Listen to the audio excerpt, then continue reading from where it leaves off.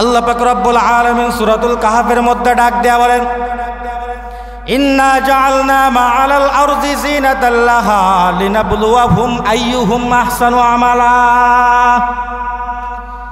আল্লাহ পাক রব্বুল আলামিন ডাক দেয়া কয়, আমি এই দুনিয়ার মধ্যে যা কিছু দেখো না কেন, সন্তান আদি দেখো না কেন, যা কিছুই গাছপালা তরুলতা দেখো না কেন, সব কিছুকে আমি আল্লাহ পাক রব্বুল আলামিন ইন্না জাআলনা মা'আল আরদি জিনাতাল লাহা লিনাবলুয়াহুম আইয়ুহুম আহসানু আমালা।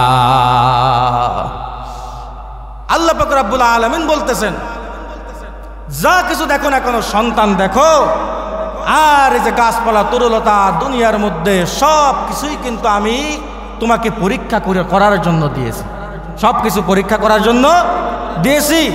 আল্লাহ পাক রব্বুল আলামিন অন্য আয়াতের মধ্যে বলেন যে আইয়ুহুম আহসানু আমালা।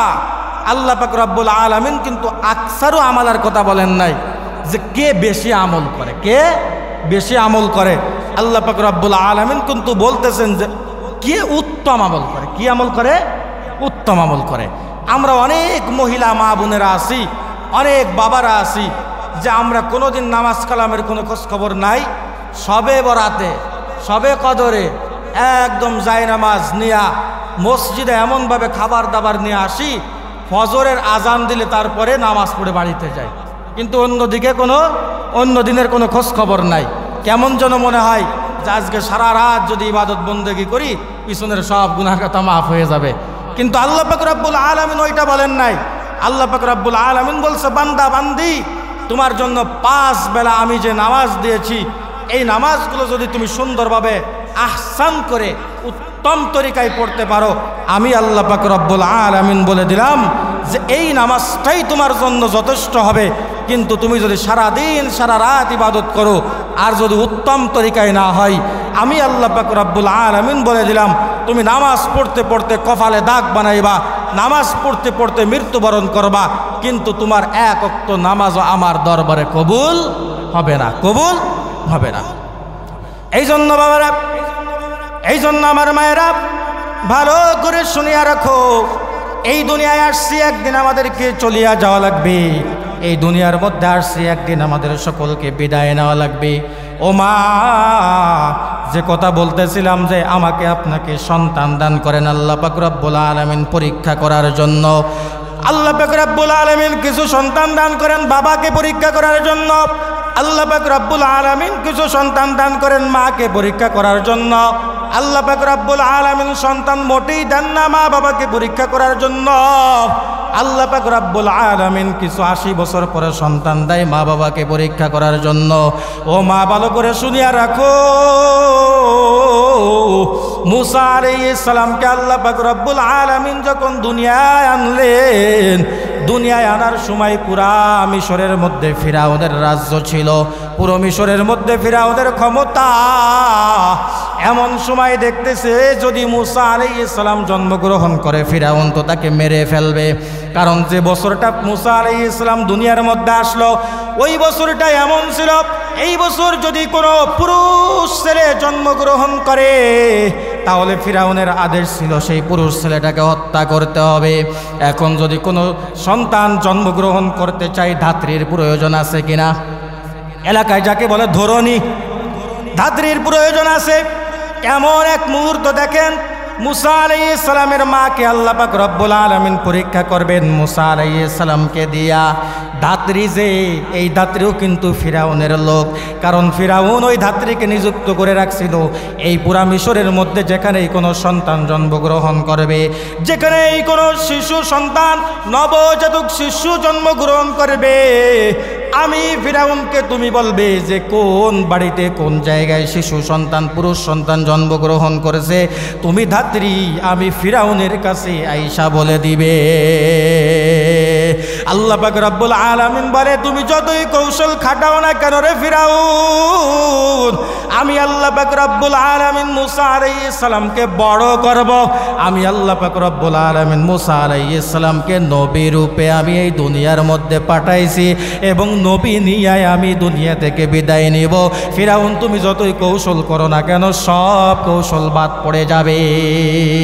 ওয়াইদ ইয়ামকুরু বিকাল্লাযীনা কাফারু ইউসবিতুক আও ইয়াকতুলুকা আও ইয়াখরুজুকা ওয়া ইয়ামকুরুনা ওয়া ইয়ামকুরুল্লাহ ওয়াল্লাহু খায়রুল মাকিরিন। আল্লাহ পাক রব্বুল আলামিন ফিরাউনের মাকে ডাক দিয়া কয়, মুসা আলাইহিস সালামের মাকে ডাক দিয়া কয়, ওয়া ওয়াহাইনা ইলা উম্মি মুসা, আমি আল্লাহ পাক রব্বুল আলামিন তোমার উপর ওহী প্রেরণ করলাম ও মুসা আলাইহিস সালামের মা। যখন ফিরাউন তোমার সন্তানের কথা জানতে পেরে যাবে, তোমার সন্তান মুসা আলাইহিস সালামকে আর এই জমিনের মধ্যে রাখবে না।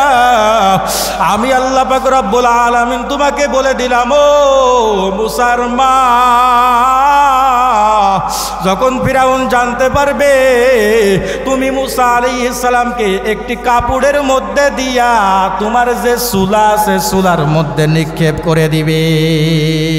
দেখেন আল্লাহ পাক রব্বুল আলামিন বাঁচাইবে।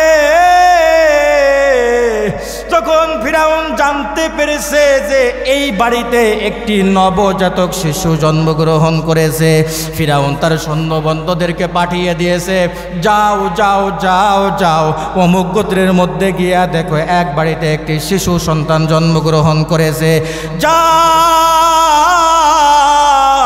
ওই সন্তানটাকে আমার কাছে ধরে নিয়ে আসো। ওই সন্তান যেন দুনিয়ার মধ্যে কিছুতেই বড় না হতে পারে, কিছুতেই বড় না হতে পারে।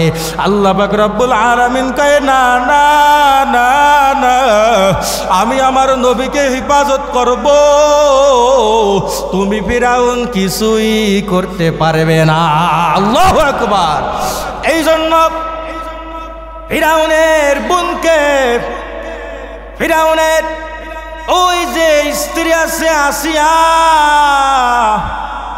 আসিয়ার গর্ভে একটি কন্যা সন্তান জন্মগ্রহণ করেছিল অনেক দিন আগে। এই কন্যা সন্তান কোনোদিন সুস্থ হয় না। একদিন ফিরাউন এক গণকের কাছে জিজ্ঞাসা করছে, আমার সন্তান তো কোনোদিন সুস্থ হয় না, কুষ্ঠকাঠিন্য রোগে আক্রান্ত, তো আমি কি করব? কত ডাক্তারের কাছেই নিলাম, কত জায়গায় নিলাম, কেউ তো একে সুস্থ করতে পারে না। গণক ডাক দিয়া বলতেছে, ফিরাউন তুমি মিশরের রাজা হতে পারো, তোমার এই সন্তানের পিছনে যত টাকা খরচ না কেন সব টাকা বিফলে যাবে, তোমার কোনো ওষুধেও কাজ হবে না, কবিরাজেও কাজ হবে না। আমি একটি কথা বলে দিই শোনো, আজ থেকে কয়েক বছর পর এই মিশরের মধ্যে একটি সন্তান আসবে, যে সন্তানের মুখের লালা নিয়া যদি তোমার মেয়ের গই শরীরের মধ্যে লাগাইয়া দিতে পারো, তাহলেই কিন্তু তোমার মেয়ে সুস্থ হয়ে যাবে। রব্বুল আলামিন বলে, আমি তো মুসাকে বাঁচাইব, কেউ ঠেকাইতে পারবে না। আল্লাহ পাক রব্বুল আলামিন মুসা আলাইহিস সালামের মাকে বলতেছে, যতই আগুনে রাখো আবার যদি জীবিত হয় তখন আবার কিন্তু ষড়যন্ত্রের ফাঁকে পড়বে। ও মুসার মা, আমি তোমাকে বলে দিই, আনিকজিবিহি বিত্তাবুতি ফাকজিবিহি ফিল ইয়াম, তুমি একে আর দুনিয়ার মধ্যে রাখো না। আমি তোমাকে একটি কথা বলে দিই, তোমার বাড়ির পাশে যে সমুদ্র আছে ওই সমুদ্রের মধ্যে তুমি একটি বাক্সের মধ্যে পুইরা নিক্ষেপ করো। আর যাকে বলা হয় সিন্ধুক, সিন্ধুকের মধ্যে পুইরা তুমি যদি এই সমুদ্রের মধ্যে ফালাইয়া দিতে পারো, আমি আল্লাহ পাক রব্বুল আলামিন বললাম, এই তোমার মুসাকে ভাসাইয়া ভাসাইয়া ভাসাইয়া ভাসাইয়া এমন এক জায়গায় নিয়ে যাবে রে, যে হলো আদুউল্লি আমার শত্রু এবং আদুউল্লাহকে মুসার শত্রু। বলেন তো কে? চলো ফিরাউন। কে? ফিরাউন আদুউল্লি মানে আমি আল্লাহর শত্রু, ওয়াদুউল্লাহ এবং তোমারও শত্রু। মুসা আলাইহিস সালামের বড় শত্রু তো ফিরাউন ছিল। আল্লাহ পাক রব্বুল আলামিন যখন আদেশ করছে, মুসা আলাইহিস সালামের মায়ের মনের মধ্যে এবার একটু ভয়। ও মা, এখানে যারা আসছেন অনেক মা এমন আছেন আপনার মেয়েকে মাদ্রাসায় দিয়া বাড়ি যায় ঠিক মতো ঘুমাইতে পারেন না, কত সুন্দর একটি জায়গায় দিয়া গেছেন, তারপরেও মনের মধ্যে একটু কেমন যেন খারাপ লাগে।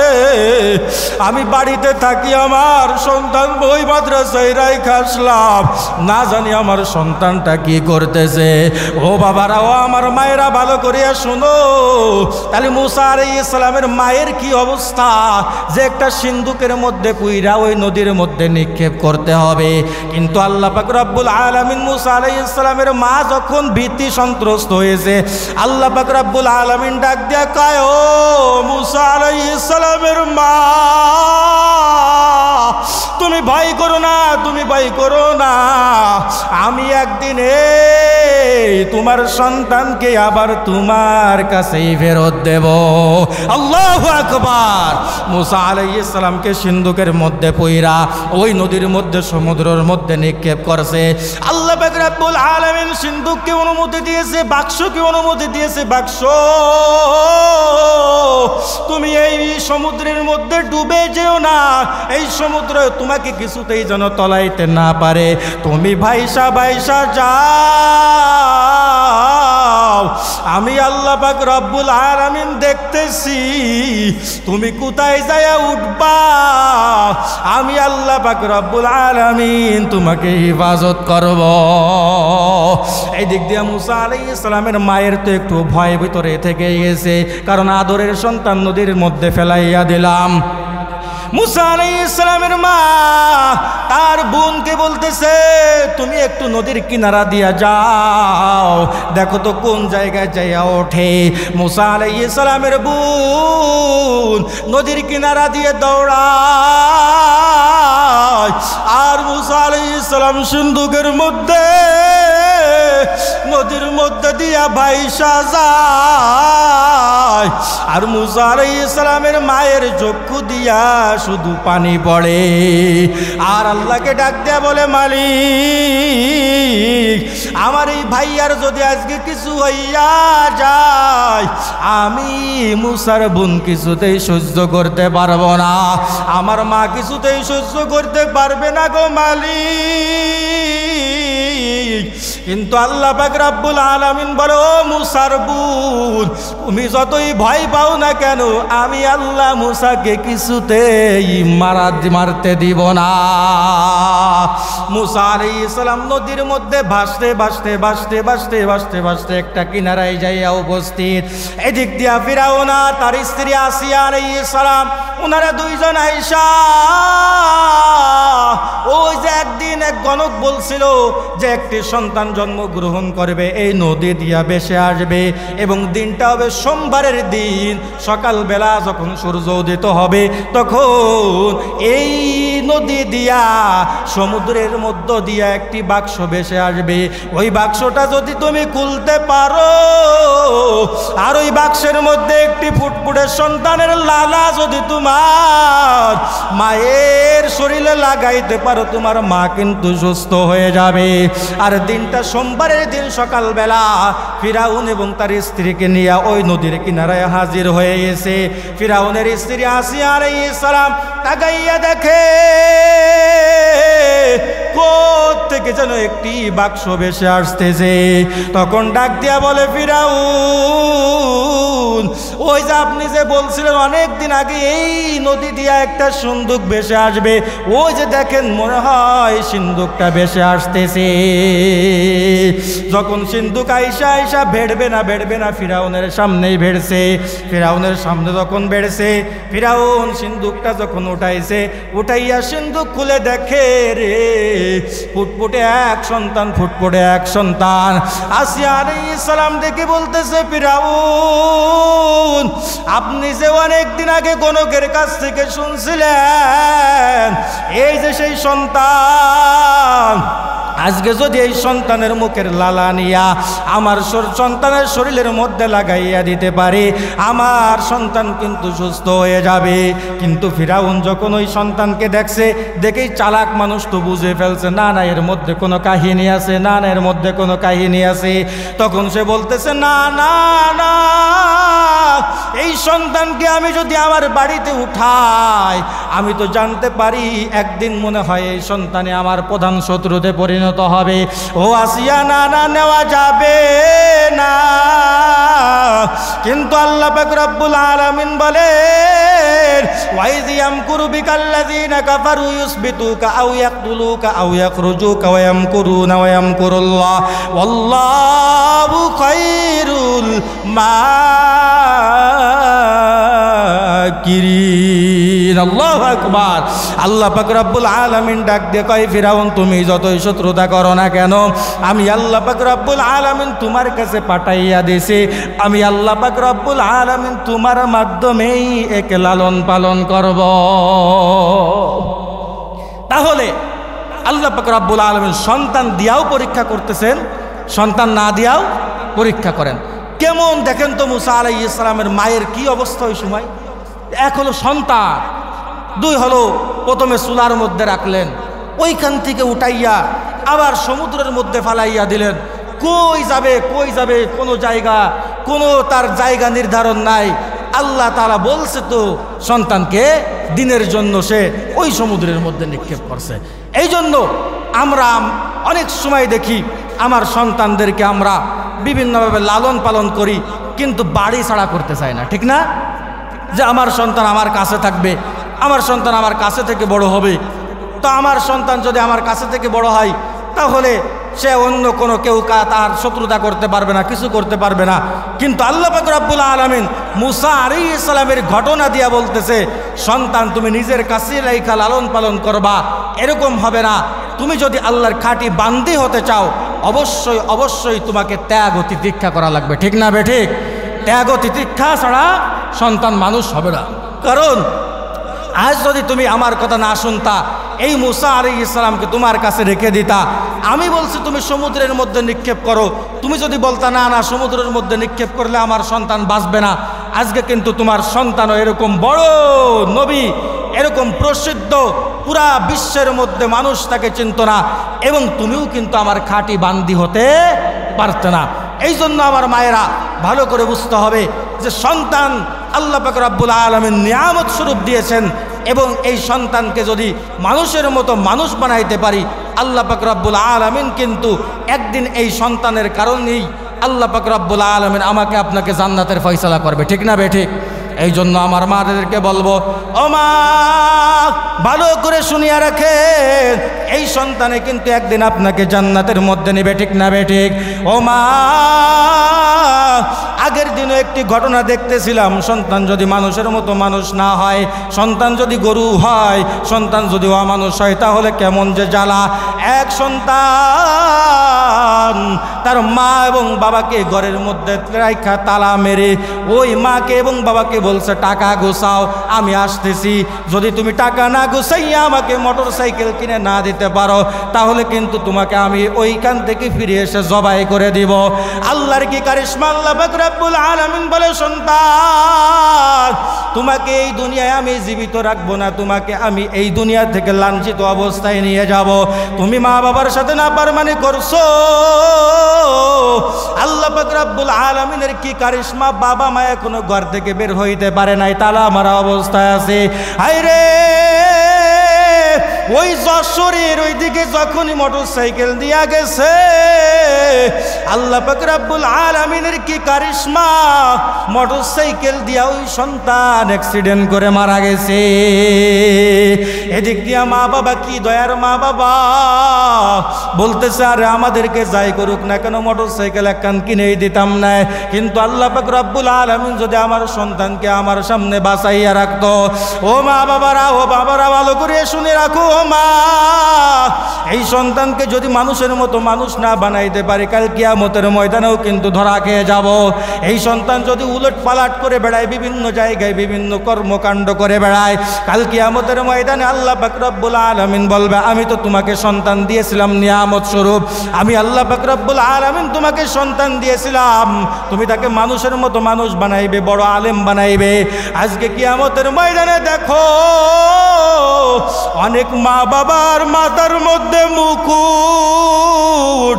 তুমি যদি ওই দুনিয়ার মধ্যে তোমার সন্তানকে ঠিক মতো লালন পালন করতা, আমি আল্লাহ পাক রব্বুল আলামিন আজকেও তোমার মাথার মধ্যে মুকুট পরিয়ে দিতাম। এই জন্য সন্তান আমাদেরকে আল্লাহ পাক রব্বুল আলামিন দিলেন, এটা আল্লাহ পাক রব্বুল আলামিনের বড় নিয়ামত না? কিন্তু নিয়ামতের কদর যখন না করব, আল্লাহ পাক রব্বুল আলামিন বলেন, লা ইন শাকারতুম লা আযীদান্নাকুম ওয়া লা ইন কাফারতুম ইন্না আযাবি লাশাদীদ।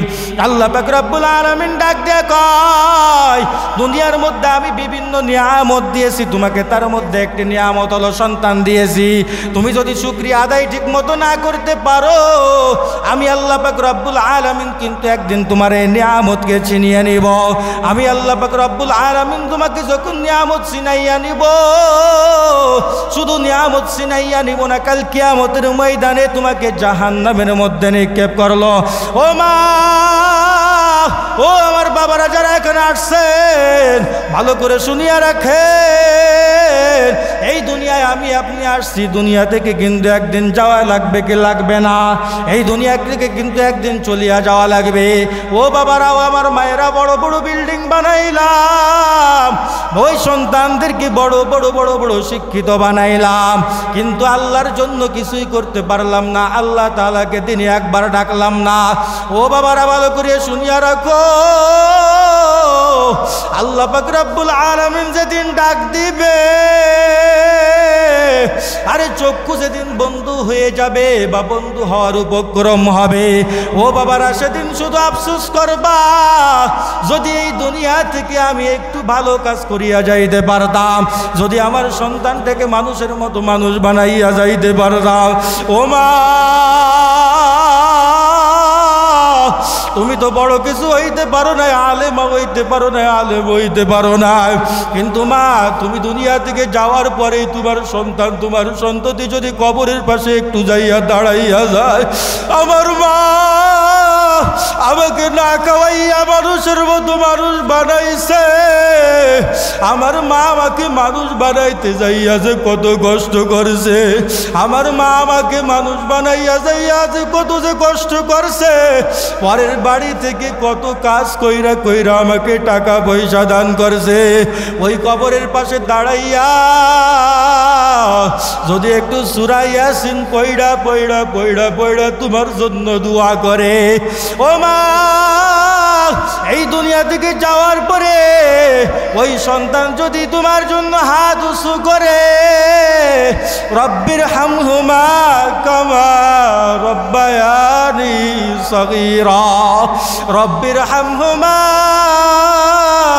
কামা রব্বায়ানি সগীরা, এই দুয়াটা যদি পড়তে পারে, দুয়াটা যদি পড়তে পারে, আল্লাহ পাক রব্বুল আলামিন কাল কিয়ামতের ময়দানে বলবে, আরে তোমাকে তোমার মা কত কষ্ট করে হাফেজা বানাইছে, আলেমা বানাইছে, তোমার মা তোমার বাবা কত কষ্ট কইরা তোমাকে মাদ্রাসায় পড়াইছে রে সন্তান, আজকে তুমি জান্নাতে যাইতেছো, তোমার মা বাবাকে না দিয়া যাইও না।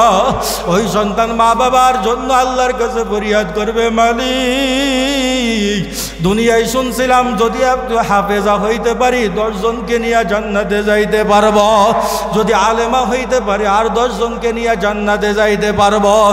আল্লাহ, আজকে তো সেই কিয়ামতের ময়দান কায়েম হয়ে গেছে রে আল্লাহ, আমার মা বাবাকে না নিয়া আমি সুমাইয়া জান্নাতে যেতে পারতাম না। আল্লাহ পাক রব্বুল আলামিন বলবে, ও সুমাইয়া খাতুন, ও আয়েশা খাতুন, ও ফাতেমা খাতুন, যাও যাও যাও যাও, দেখো এই যে কিয়ামতের ময়দানের কোন জায়গায় তোমার মা বাবা আছে। আরে এই সন্তান দৌড়াইতে থাকবে, দৌড়াইতে দৌড়াইতে দৌড়াইতে দেখবে রে তার মা বাবা এক এক জায়গায় এক একজন দাঁড়ানো। মা ডাক দিয়ে বলবে, ও সুমাইয়া খাতুন, তোমাকে মাদ্রাসায় পড়ানোর জন্য আমি যে কত কষ্ট করেছি, তোমাকে যখন ওই মাদ্রাসায় দিয়ে আসছি আমার একটা রাত্রও ঘুম হয় না।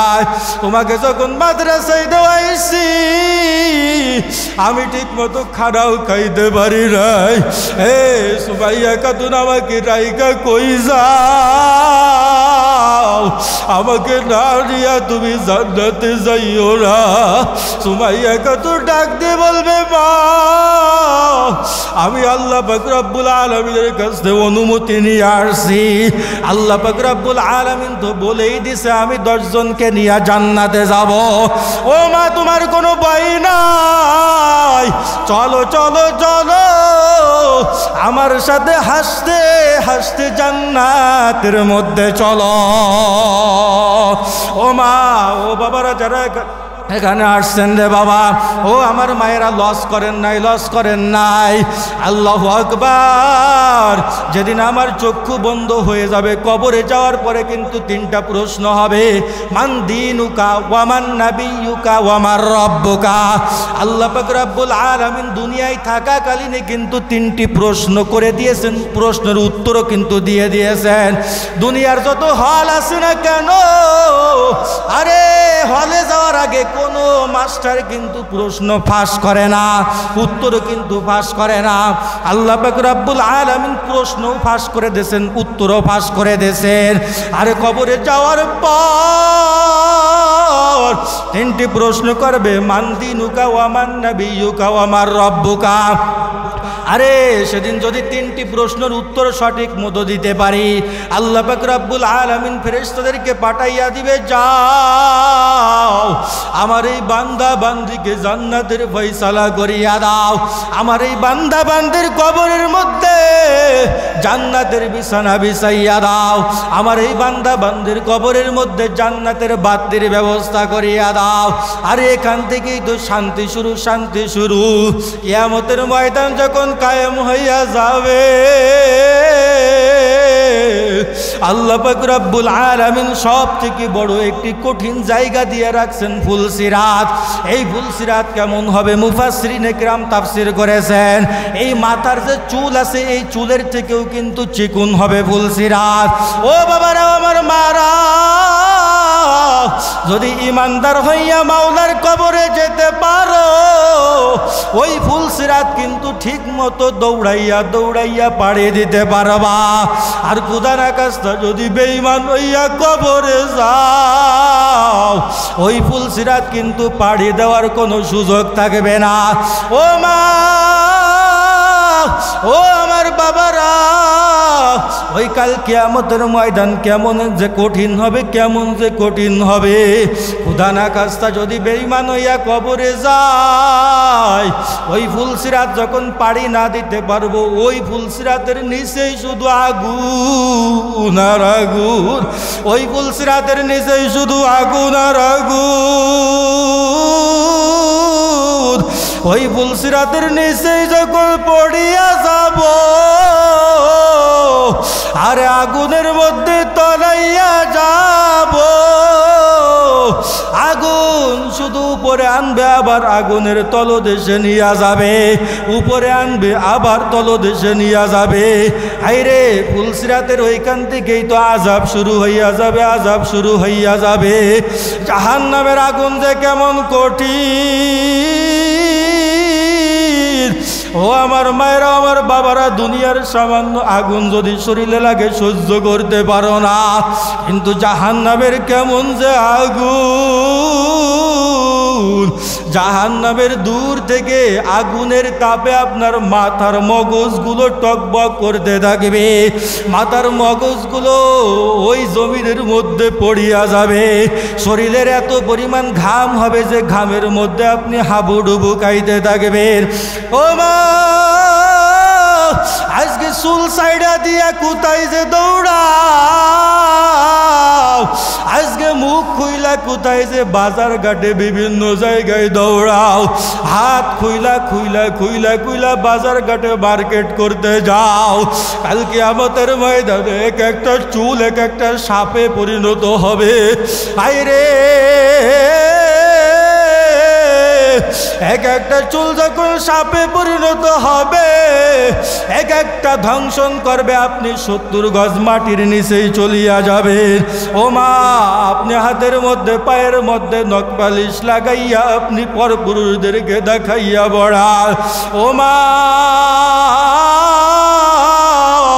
কাল কিয়ামতের ময়দানে কেমন যে কঠিন আযাব সহ্য করতে কিন্তু পারবা না। আল্লাহ পাক রব্বুল আলামিন বলে, ইন্নাল্লাযীনা আমানু ওয়া আমিলুস সালিহাতি কানাত লাহুম জান্নাতুল ফিরদাউসি নুজুলা। ও আমার মায়েরা, ও আমার বাবারা, আল্লাহ পাক রব্বুল আলামিন সুসংবাদ শুনাইয়া দেয়, ইন্নাল্লাযীনা আমানু, যারা ঈমান এনেছে, ওয়া আমিলুস সালিহাত, সৎ কাজ করেছে, কানাত লাহুম জান্নাতুল ফিরদাউসি নুজুলা, আমি আল্লাহ পাক রব্বুল আলামিন কাল কিয়ামতের ময়দানে এদের জন্য জান্নাত প্রস্তুত করা রাখছি। আল্লাহু আকবার। আল্লাহ পাক রব্বুল আলামিন কাল কিয়ামতের ময়দানে আমি আপনি যদি জান্নাতে যাইতে পারি, আল্লাহ পাক রব্বুল আলামিন বলবে, আমি এই বান্দা বান্দির জন্য কত যে নিয়ামত আমি এই জান্নাতের মধ্যে রাখছি। আরে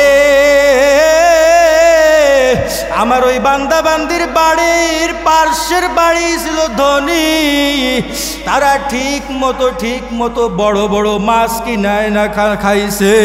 আরে আমার এই বান্দির বাড়ির পাশের বাড়ির মানুষ ছিল বড় লোক, ধনী মানুষ ছিল, সুন্দর সুন্দর ফল কিনা আইনা ভক্ষণ করছে।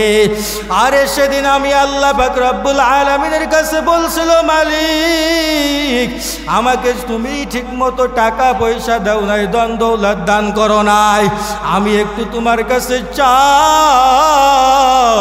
কাল কিয়ামতের ময়দানে আমাকে একটু জান্নাতের নাজ নিয়ামত দিও। আল্লাহ পাক রব্বুল আলামিন জান্নাতের ফেরেশতাদেরকে ডাক দিয়ে বলবে, ও ফেরেশতারা দৌড়াও, দেখো আমার বান্দা বান্দিরা চলে আসছে, যাও যাও যাও, আমার বান্দা বান্দির জন্য দেখো কত নিয়ামত নাজ নিয়ামত আমি জান্নাতের মধ্যে রাখছি।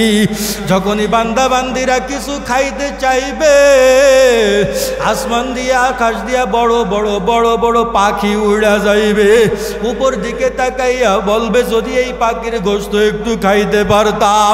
সামনে সুন্দর সুন্দর ফল গাছের মধ্যে ঝুলানো, মনের মধ্যে চাইবে, হাইরে যদি একটু এই গাছ থেকে ফল খাইতে পারতাম।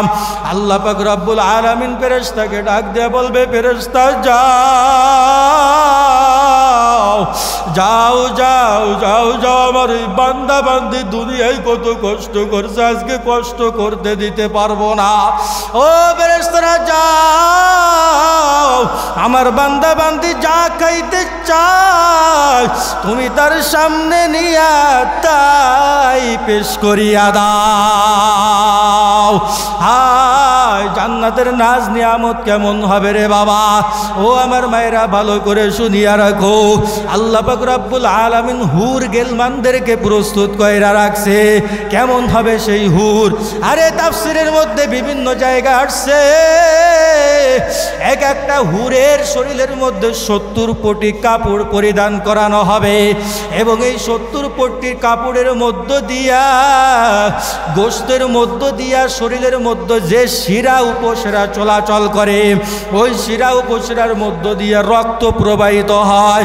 এত যে চেহারা আপনি 70 পটি জামার উপর দিয়া দেখবেন, হুরের শরীরের মধ্যে রক্ত চলাচল করে।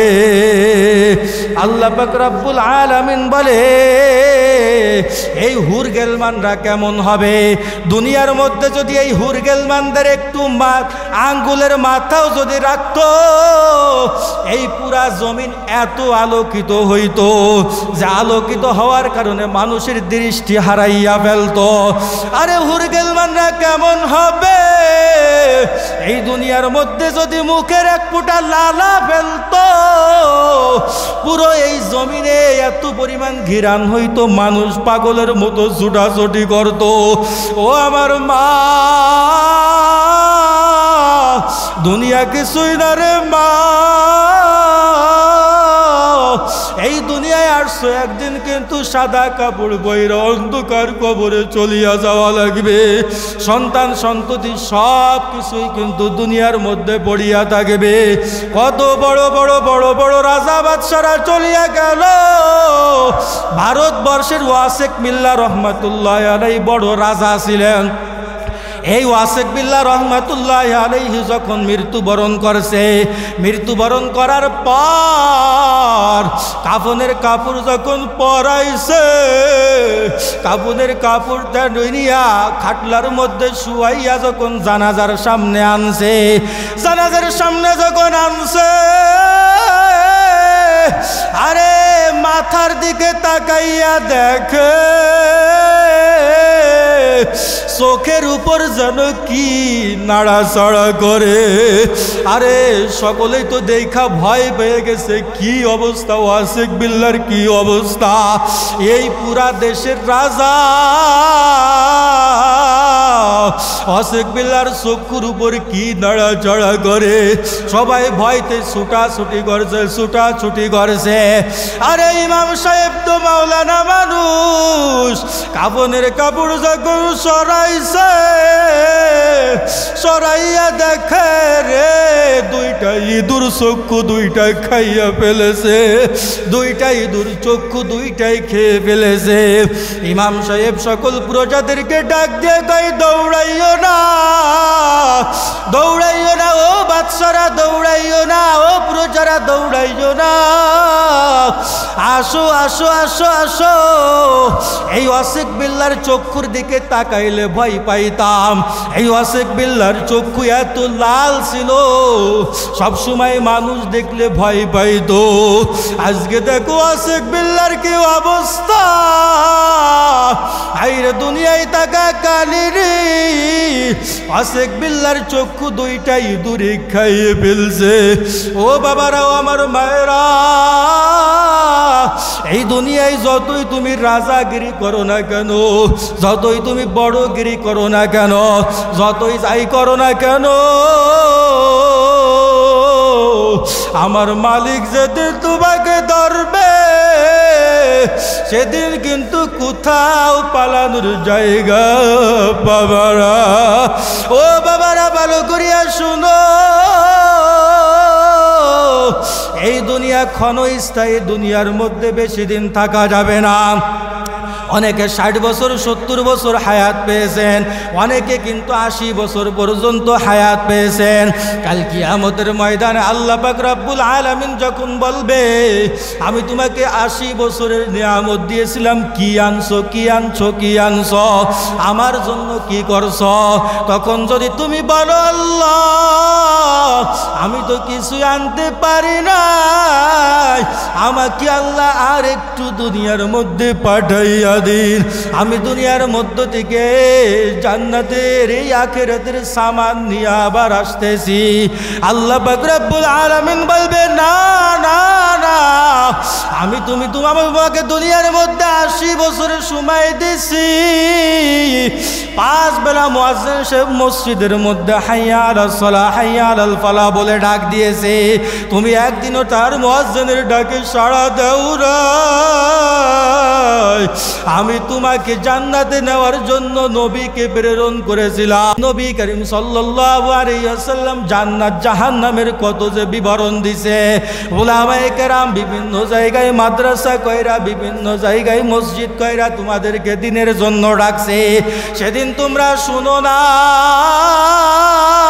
চাই আজকে যাও যাও যাও যাও জাহান্নামের মধ্যে যাও আমি আল্লাহ তোমার জন্য দেখো জাহান্নামের মধ্যে শাস্তি প্রস্তুত কইরা রাখছি ও মা